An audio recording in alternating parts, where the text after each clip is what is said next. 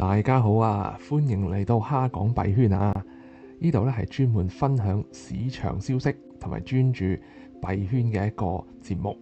咁我哋喺節目開始之前呢，首先聲明啦，以下內容純粹係教育同埋娛樂用途嘅，並唔係投資建議 ，not financial advice 啊！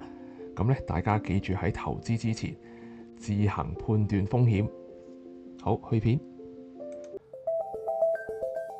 各位好，大家早晨啊！而家係咧香港時間嘅11月8號星期六啊。咁咧，我哋嚟睇一睇究竟琴日大家熟睡嘅時候，美股發生咩表現先嗱。琴日咧美股咧收市咧道瓊斯指數咧就升咗0.16%，Nasdaq 咧就係跌咗0.21%，而標普500 S&P 500咧就升咗0.13% 嘅。咁其實咧，琴晚呢個市咧都幾挫下嘅，因為點解咧？最大隻嘅 Nvidia 咧，今日咧係收到一個非常之唔好嘅消息嘅，就係關於佢晶片限制嘅。咁但係咧，最後咧收市咧都能夠收復部分失地，咁咧就係微跌0.43% 嘅。咁另外咧，最大隻嘅電動車啦 ，Tesla 啦，佢咧琴日咧 Elon Musk 咧就已經達成咗天價嘅薪酬㗎啦。咁但係點解今日咧仲係會倒跌翻3.5% 咧？嗱，陣間我哋會睇一睇究竟發生咩事嘅。好，咁我哋首先睇第一則新聞先啦。咁咧第一則新聞咧就講 Nvidia 英偉達啦。咁咧今日咧白宮咧突然間宣布，本來英偉達諗住賣俾中國嘅最新 AI chips，which is 係一個閹割版嘅 AI chips，準備賣俾中國噶啦。但係今日白宮咧突然間又發現話唔可以賣喎。咁咧呢一個消息一出咧，就導致咧英偉達咧今朝早一開盤嘅時候咧就直插咗4.73%。咁好彩啦 ，Nvidia 其實都企得幾硬嘅。咁到佢收盤嘅時候咧，只係微跌翻0.43% 嘅啫。咁所以咧，我覺得呢一隻股王咧，大家唔使太驚，因為咧佢只要守穩181蚊呢個關卡，呢個心理關口，甚至係技術關口嘅話咧，中長線嚟講咧 ，Nvidia 咧都可以期望再破新高嘅。咁嚟緊咧 Nvidia 咧都有公布業績嘅，咁咧就係喺嚟緊嘅11月19號咧，佢會有業績宣布嘅。咁到時咧，我哋會再同大家睇一睇 Nvidia 嘅走勢嘅。好啦，第二則新聞咧，當然係馬斯克嘅1兆美金天價薪酬方案得到通過啦。咁咧詳細內容咧，我就唔喺度多講啦，因為我相信網友已經知道㗎啦。咁如果未知道嘅朋友咧，亦都可以留意熒光幕列出嘅一啲重點嘅。去到呢度咧，有啲網友咧就會問啦，咁如果 Tesla 真係由1.4兆美元提升到8.5兆美元，咁相對 Tesla 嘅股價應該會係幾多呢？好，咁我哋咧喺度咧就幫大家做一個粗略嘅估計。咁大家咧可以睇到啦，如果由1.5兆推到8.5兆咧，佢嘅升幅咧大約係5.6倍嘅。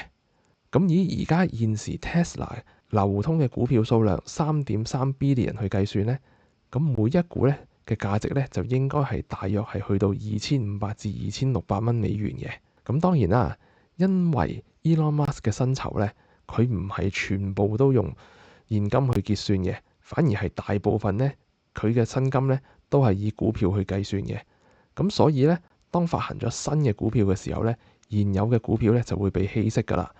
咁扣除咗稀釋嘅部分咧，即係4.2億股咧，咁咧 Tesla 咧10年內咧佢嘅市值咧，如果達標嘅話咧，佢每股咧最少都應該有2200蚊至2300蚊美金一股嘅。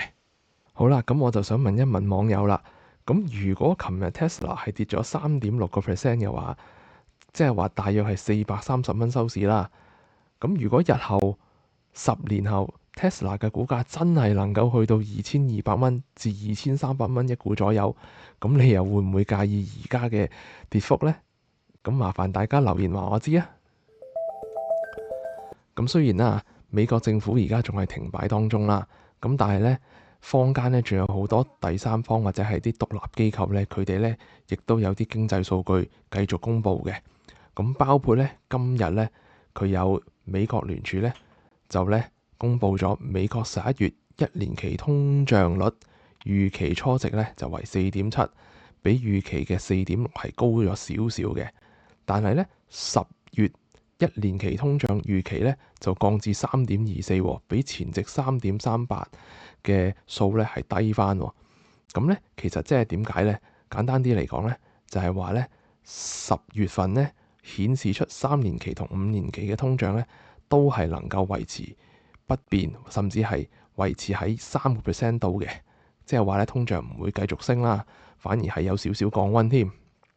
咁咧另外同樣嘅密歇根大學嘅消費者信心指數咧，亦都咧創有史以嚟咧嘅新低啊！咁佢前值咧預期咧係53.2嘅，咁但係實質出嚟咧信心消費咧只係得50.3嘅。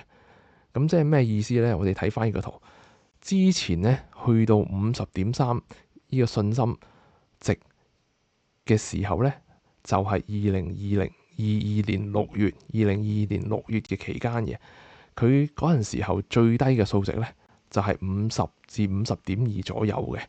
咁今日大家都睇到啦，今日公佈出嚟嘅咧係50.3，其實咧就去到之前嘅低位噶啦。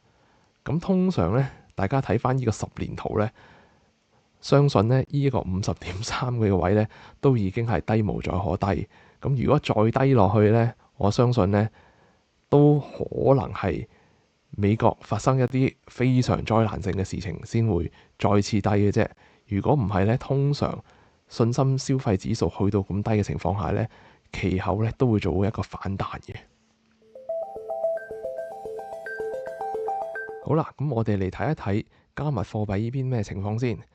咁咧加密貨幣咧，今朝早咧其實咧就咧個 Bitcoin 咧或者 Ethereum 咧，以太幣咧都幾錯嘅。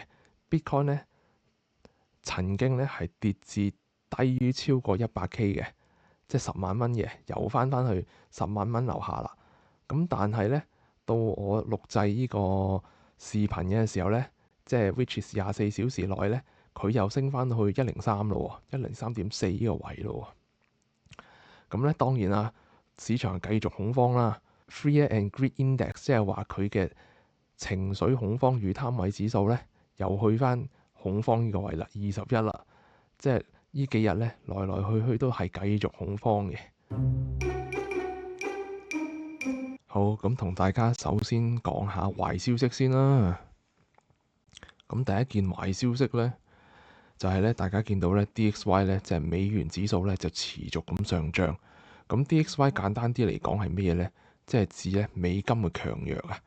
咁通常美金越強咧，加密貨幣咧或者 crypto、Bitcoin 啊呢啲嘢咧，甚至個股市咧都係美元指數越高咧，佢哋嘅價值咧就會越低嘅。咁因為點解咧？大家可以試想一下，美金越嚟越貴嘅話，咁你買到 crypto 嗰個性價比係咪越低啊？咁所以話，如果美金越嚟越低嘅話，咁 crypto 就會越嚟越高咯。好，咁我哋可以睇到圖上面咧就有2個圓圈嘅地方嘅。喺由7月份開始咧，首先咧就已經做咗一個底，去到9月中咧又有另外一個底。咁呢個啫就係所謂嘅 W formation，即係指咧廣東話成日話係雙底，已經做咗一個雙底。到今日11月為止咧，美金咧嘅價值咧，即係個 DXY 咧，就一路咁上升，持續上升緊嘅，而且就係好靚仔咁沿住個趨勢線咁上升嘅。咁咧，我哋睇翻其實喺上年差唔多同期10月嘅時候咧，美金咧亦都係做緊一個上升嘅趨勢。咁如果依照以前嘅走法嚟講咧，我哋可以睇到如果依照以前嘅走法嚟講咧，美金咧有機會咧係可以翻到去大概係102度嘅水平嘅。咁我哋又睇翻之前嘅 time frame 啦。當時咧上年咧24年咧11月咧，佢大概係走咗73日嘅。咁如果我哋又再以翻同一個 time frame 73日嚟講，咁美金咧就係大約係今年嘅年尾就會去到大約102度嘅水平啦。咁你話下一個支持位下一個阻力位係幾多呢？咁相信係大概係依照幅圖去度嘅話呢，就係大概係103.5左右嘅。咁你話再高啲嘅話，有冇機會呢？唔係冇嘅，不過機會就少啲咯，因為你嚟緊聯儲局又會減息，咁下年會唔會再減，或者甚至係嚟緊12月會唔會減？其實大家都係未知嘅。咁所以你話美金會唔會持續再走強呢？長遠嚟講呢，就應該係唔會嘅，因為好多方面，如果美金繼續走強嘅話，大家可以試想下，Trump 佢中期嘅競選會唔會對佢有利呢？咁肯定唔會噶啦。你美金走強，咁股市係跌到一定一仆一碌噶啦。仲有嚟緊就係鮑威爾4月即係聯儲局嗰位主席又要離職噶啦。咁會唔會又係維持咁強嘅美金呢？咁我相信都係唔會嘅。好啦，咁第二個壞消息呢，我哋再嚟睇睇而家比特幣 BTC 嘅現價嘅虧損比啊，即係簡單啲嚟講呢，就話呢，而家呢個價錢呢，通常大部分持有人佢哋究竟係贏錢啦定係輸錢嘅？咁其實大家睇到啦，黑色箭嘴指住嘅地方，其實大家呢，通常普遍嚟講呢，都仲係輸緊12%嘅。咁你話呢個係唔係最低點會係反彈呢？咁你再睇翻之前，譬如2025年4月、5月嘅期間，個底其實仲更加深㗎喎，甚至係2024年嘅9月、8月嘅期間，直頭有3個底添。咁所以依照翻我哋琴日所講，當恐慌情緒去到非常之高嘅時候，佢會唔會一日就即刻會反彈冇事呢？其實我睇落去呢都係唔會嘅。咁可能呢，比特幣呢，佢會接近去反彈，但係呢，可能仲要捱多幾日價。咁等到成個市場非常之恐慌啦，咁呢嗰陣時候呢，佢就會做一個波幅比較強而有力嘅反彈。好啦，咁鬼故啊聽完啦，壞消息啊聽完啦，咁我哋嚟聽下啲好消息咯噃。Good job。好，咁首先第一件好消息係咩呢？就係呢，琴日啦 ETF 呢，我哋錄得到呢2.39億嘅淨流入嘅。係啦，咁首先呢，要解釋翻呢個 ETF net flow。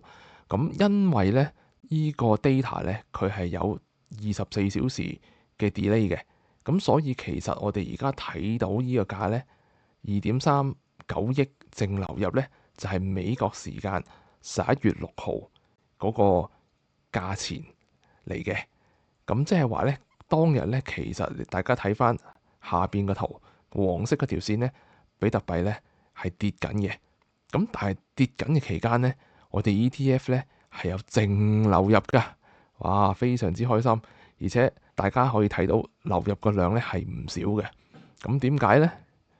大家可以諗一諗啦，係咪加密貨幣喺呢個時間就玩完呢？定係話喺呢個跌嘅時間係有啲大嘅鯨魚去撈底呢？大家可以思考一下。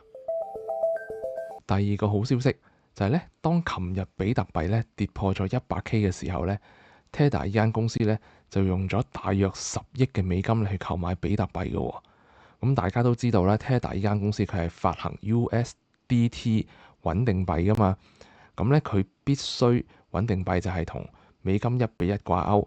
咁佢後邊咧就必須係要有一啲儲備嘅能力先可以做到呢個掛鈎嘅。咁佢間公司咧就買好多短期國債啊，或者長期國債啊，或者係手持一啲同等有升值嘅嘢嘅。